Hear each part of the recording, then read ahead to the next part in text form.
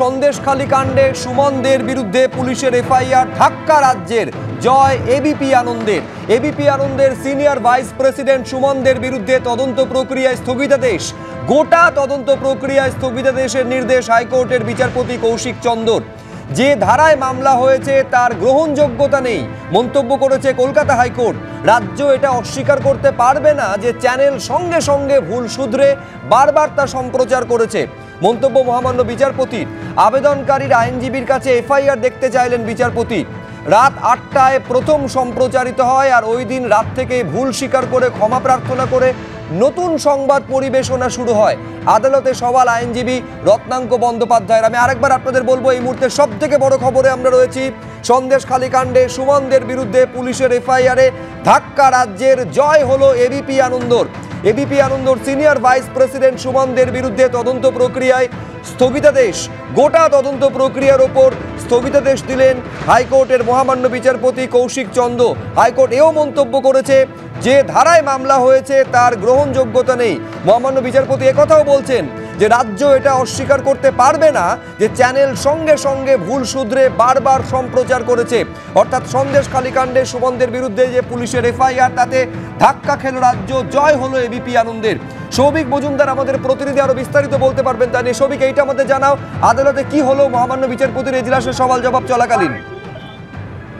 দেখো, প্রথমত মহামান্য বিচারপতি কৌশিক চন্দ্র তিনি যে নির্দেশ দিয়েছেন সেই নির্দেশে স্পষ্টত বলেছেন যে আগামী 3 মাসের জন্য সন্দেশখালী থানায় এবিপি আনন্দের সিনিয়র ভাইস প্রেসিডেন্ট সুমনদের বিরুদ্ধে যে এফআইআর হয়েছিল তার তদন্ত প্রক্রিয়ার উপর অন্তর্বর্তী স্থগিতাদেশ বহাল থাকবে। অর্থাৎ এই 3 মাসের মধ্যে কোনো রকম কোনো পদক্ষেপ সন্দেশখালী থানার পুলিশ এই এফআইআর এর ভিত্তিতে করতে পারবে না। অর্থাৎ এই এফআইআর এর উপর অন্তর্বর্তী স্থগিতাদেশ কলকাতা হাইকোর্ট থেকে দেওয়া হয়েছে। সেই এফআইআর এর ভিত্তিতে কোনো ধরনের নোটিশ পাঠিয়ে ডেকে পাঠানো, কোনো ধরনের তদন্ত, কোনো ধরনের ইনভেস্টিগেশন কোনো কিছু করা যাবে না, এই মর্মে কলকাতা হাইকোর্ট তার নির্দেশনামায় স্পষ্ট করেছেন। এবং কলকাতা হাইকোর্ট স্পষ্ট করে এটাও বলেছে যে এখানে এবিপি আনন্দের সিনিয়র ভাইস প্রেসিডেন্ট সুমনদের বিরুদ্ধে যে 2টি ধারায় মূলত মামলা হয়েছিল, সেই 2টি ধারা এই মামলার ক্ষেত্রে বা এই অভিযোগের ক্ষেত্রে আদৌ গ্রহণযোগ্য নয়। তার কারণ মহামান্য বিচারপতি কৌশিক চন্দ্র একেবারে স্পষ্ট করে বলছেন যে এখানে কোন উদ্দেশ্যে খবর সম্প্রচার করা হয়েছিল, কোন ভুল উদ্দেশ্য নিয়ে এই খবর সম্প্রচার করা হয়েছিল, সেই উদ্দেশ্যটা খতিয়ে দেখা কিন্তু মূল প্রয়োজন। অর্থাৎ একটা ভুল হয়েছে, সেই ভুলটা চ্যানেল কর্তৃপক্ষ এবং সেই চ্যানেলের হয়ে সুমন দে এবিপি আনন্দের সিনিয়র ভাইস প্রেসিডেন্ট তিনি স্বীকার করছেন যে ভুল হয়েছে, কিন্তু সেখানে উদ্দেশ্য কি ছিল, এই ভুল কিভাবে হয়েছিল সেইটা খতিয়ে দেখার প্রয়োজন ছিল। অর্থাৎ পুলিশের কাছে কোনো অভিযোগ আসলো যে কোনো ব্যক্তি কোনো ভুল করেছেন, কিন্তু সেই ভুল খতিয়ে দেখার মতো পরিকাঠামো বা সেই ভুল খতিয়ে দেখার মতো যে প্রয়োজনীয় পদক্ষেপ গ্রহণ করা সেইটা করা উচিত ছিল, কিন্তু পুলিশের তরফ থেকে সেই ধরনের কোনো পদক্ষেপ গ্রহণ করা হয়নি। যখন কোনো অসৎ উদ্দেশ্যে কাজ করা হচ্ছে কিনা সেটা এখানে দেখা প্রয়োজন ছিল। তার কারণ হলো একটা চ্যানেল বা একজন উপস্থাপক তিনি যখন নিজের ভুল বুঝতে পারছেন এবং সঙ্গে সঙ্গে তার সেই ভুল তিনি শুধরে নিচ্ছেন, এবং তারপরে শুধু একবার শুধরানো নয় বা একবার ক্ষমা প্রার্থনা করা নয়, বারবার তিনি ক্ষমা প্রার্থনা করছেন, প্রকাশ্যে চ্যানেলের তরফ থেকে ক্ষমা প্রার্থনা করা হচ্ছে, তারপরেও দেখা যাচ্ছে যে এখানে এই ধরনের মামলা সংযুক্ত করা হচ্ছে। সেটা নিয়েই কিন্তু মাননীয় বিচারপতি কৌশিক চন্দ্র তিনি একেবারে সরাসরি প্রশ্ন তুলেছেন এবং তিনি কিন্তু খুব স্পষ্ট করে বলেছেন যে এখানে উদ্দেশ্যটা আসল, অর্থাৎ কোন উদ্দেশ্যে, অর্থাৎ যে ধারায় মামলা করা হয়েছে কোনো গন্ডগোল করার উদ্দেশ্য নিয়ে এই খবর সম্প্রচার করা হয়েছিল কিনা সেটাই কিন্তু মূল বিবেচ্য বিষয় হওয়া উচিত ছিল। অর্থাৎ এখানে মাননীয় বিচারপতি বলছেন যে এখানে কোনো ধরনের অসৎ উদ্দেশ্য মাননীয় উপস্থাপক বা এবিপি আনন্দের সিনিয়র ভাইস প্রেসিডেন্ট সুমন দে বা তার চ্যানেল কর্তৃপক্ষের তরফ থেকে ছিল না। তারা যে খবর যখন সেখান থেকে পেয়েছেন, একজন আইনজীবীর মাধ্যমে পেয়েছেন, সেই খবর তারা সম্প্রচার করেছেন। তারা পরবর্তী ক্ষেত্রে মনে করেছেন খবর ভুল সম্প্রচারিত হয়েছে, সেই খবর তারা সঙ্গে সঙ্গে ঠিক করে নিয়ে শুধরে নিয়ে তারপরে তারা পরিবর্তন পরিবর্তিত খবর চালিয়েছেন এবং তারপরে বারবার একেবারে অন এয়ারে তারা ক্ষমা চেয়েছেন এবং তারা যে ভুল খবর সম্প্রচার করেছেন সেই বিষয়টাও অবস্থান তারা স্পষ্ট করেছেন। ফলত চ্যানেল কর্তৃপক্ষ এবং সেখানকার উপস্থাপক এবিপি আনন্দের সিনিয়র ভাইস প্রেসিডেন্ট সুমন দে তিনি যখন তার অবস্থান স্পষ্ট করছেন তখন তার এই যে উদ্দেশ্য, অর্থাৎ যে অসৎ উদ্দেশ্যের কথা রাজ্যের তরফ থেকে পুলিশের তরফ থেকে বলা হচ্ছে, সেই অসৎ উদ্দেশ্য নিয়ে আর কিন্তু কোনো প্রশ্ন থাকে না।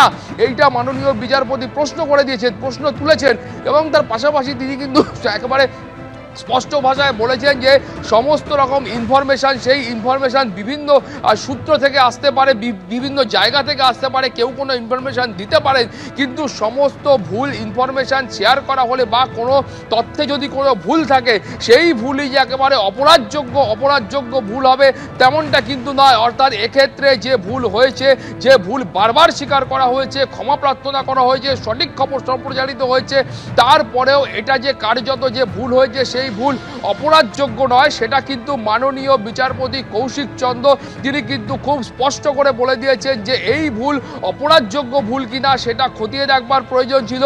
তুমি জানো যে এর আগেও মাননীয় বিচারপতি কৌশিক চন্দ্র যে দুটি ধারায় মামলা হয়েছে সেই দুটি ধারার গ্রহণযোগ্যতা নিয়ে বারবার শুরু থেকে প্রশ্ন তুলেছেন এবং তার পাশাপাশি তোমাকে বলবো যে আজকে আবেদনকারী অর্থাৎ এবিপি আনন্দের সিনিয়র ভাইস প্রেসিডেন্ট সুমন দের যারা আইনজীবী ছিলেন তারা স্পষ্ট করে বলেছিলেন যে এখানে দুজন অভিযুক্ত তাদের জামিনের বিরোধিতা করা হয়নি এরকম একটা খবর এসেছিল এবং তারপরেই এই খবর সম্প্রচারিত করা হয়, কিন্তু তারপরে যখন তারা সঠিক খবর পান সেই তথ্য সঙ্গে সঙ্গে শুধরে নেওয়া হয়। রাজ্য সরকারের তরফ থেকে কি যুক্তি ছিল?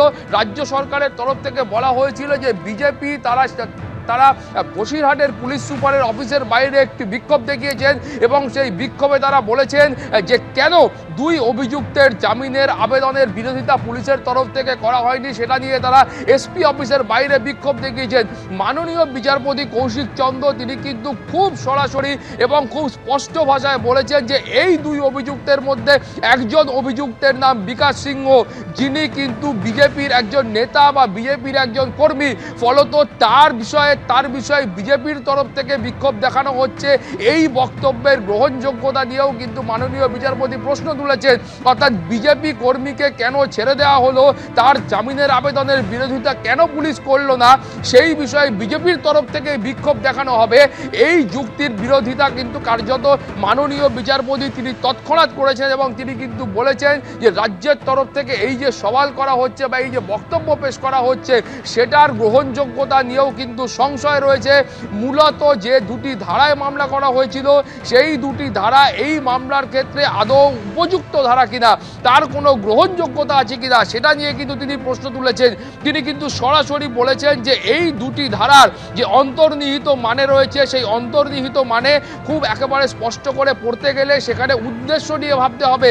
অর্থাৎ একজন ব্যক্তি এই ধারায় যে ধরনের অপরাধের কথা বলা হয়েছে সেই ধরনের অপরাধ করার পেছনে বা সেই অপরাধ সংগঠিত করার পেছনে কি ধারা রয়েছে বা কি উদ্দেশ্য রয়েছে সেই উদ্দেশ্যকে প্রথমে জাস্টিফাই করতে হবে, সেই উদ্দেশ্য সম্পর্কে প্রথমে নিশ্চিত হতে হবে এবং তারপরেই এই ধারা প্রয়োগ করা যায় বা এই ধারার গ্রহণযোগ্যতা রয়েছে।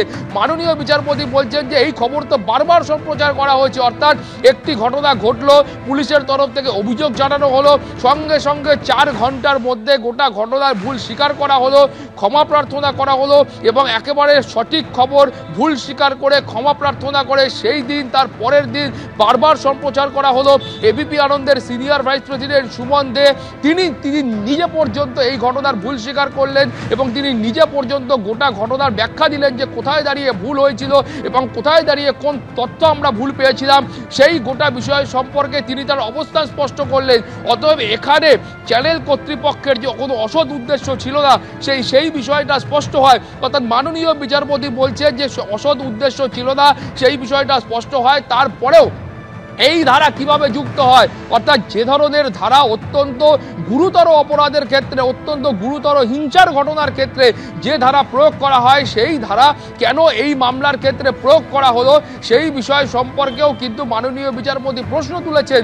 এবং তুমি জানো যে মাননীয় বিচারপতি এর পাশাপাশি এটাও বলেছেন যে এই ধরনের তদন্ত প্রক্রিয়ার সম্মুখীন একজন ব্যক্তি কেন হবেন, অর্থাৎ কলকাতা হাইকোর্ট যখন মনে করছে যে এই ধরনের ধারার আদৌ কোনো গ্রহণযোগ্যতা নেই, চ্যানেল কর্তৃপক্ষের কোনো অসৎ উদ্দেশ্য ছিল না, তারপরেও একজন ব্যক্তি কেন এই ধরনের তদন্ত প্রক্রিয়ার সম্মুখীন হবেন সেটা নিয়েও মাননীয় বিচারপতি প্রশ্ন তুলেছেন। অর্থাৎ যে সমস্ত তথ্য আমাদের কাছে আসে সেই সমস্ত তথ্য বা ভুল তথ্য, সেই ভুল তথ্য মানেই যে একটা বড় গর্হিত অপরাধ এমনটা কিন্তু কলকাতা হাইকোর্ট মনে করছে না। অর্থাৎ সমস্ত ভুল তথ্যই যে বড় ধরনের অপরাধ সংগঠিত করবার জন্য আসে বা সমস্ত ধরনের ভুল তথ্যের মাধ্যমেই যে বড় অপরাধ সংগঠিত হয় এমনটা কলকাতা হাইকোর্ট মনে করছে না। এবং সেই কারণেই কলকাতা হাইকোর্ট খুব স্পষ্টতই বলেছেন যে আপাতত 3 মাস সন্দেশখালী কাণ্ডে এবিপি আনন্দের সিনিয়র ভাইস প্রেসিডেন্ট সুমনদের বিরুদ্ধে যে এফআইআর দায়ের করা হয়েছিল তার তদন্ত প্রক্রিয়ার ওপর সম্পূর্ণ স্থগিতাদেশ থাকবে। এই অন্তর্বর্তী স্থগিতাদেশ দেওয়া হয়েছে। অতএব আগামী 3 মাস এই এফআইআর এর ভিত্তিতে কোনো ধরনের কোনো পদক্ষেপ করা যাবে না। অর্থাৎ পুলিশ চাইলেও এবিপি আনন্দের সিনিয়র ভাইস প্রেসিডেন্ট সুমন থেকে ডেকে পাঠানো চলবে না। কোনো ধরনের 41A নোটিশ বা অন্য ধরনের ডেকে পাঠানোর যে নোটিশগুলো আছে তার সমস্তটার ওপর যেই অন্তর্বর্তী স্থগিতাদেশ বহাল থাকবে। এই মামলার ক্ষেত্রে পুলিশ কার্যত আর এক পাও এগোতে পারবে না, কোনো ধরনের পদক্ষেপ করতে পারবে না, সেই ধরনের নির্দেশ আজকে কলকাতা হাইকোর্টের তরফ থেকে দেওয়া হয়েছে। এবং একেবারে সর্বোপরি এই এফআইআরে যে 2টি ধারার উল্লেখ করা হয়েছিল তার উদ্দেশ্য নিয়ে এবং তার গ্রহণযোগ্যতা নিয়ে আজকে কলকাতা হাইকোর্ট তার অবস্থান স্পষ্ট করেছেন এবং খুব স্পষ্টভাবে বলেছেন যে এই মামলার ক্ষেত্রে এই ধরনের ধারার কার্যত কোনো গ্রহণযোগ্যতা নেই এবং এই ধরনের ধারা এই মামলার ক্ষেত্রে আদৌ দেওয়া যায় কিনা সেটা নিয়ে কলকাতা হাইকোর্ট তার প্রাথমিক পর্যবেক্ষণে কলকাতা হাইকোর্ট অবস্থান স্পষ্ট করেছে। ফলত সব মিলিয়ে আগামী 3 মাসের জন্য এই অন্তর্বর্তী স্থগিতাদেশ বহাল থাকবে এবং পুলিশের তরফ থেকে এই যে এফআইআর দায়ের করা হয়েছিল তার উপরও অন্তর্বর্তী স্থগিতাদেশ বহাল থাকছে।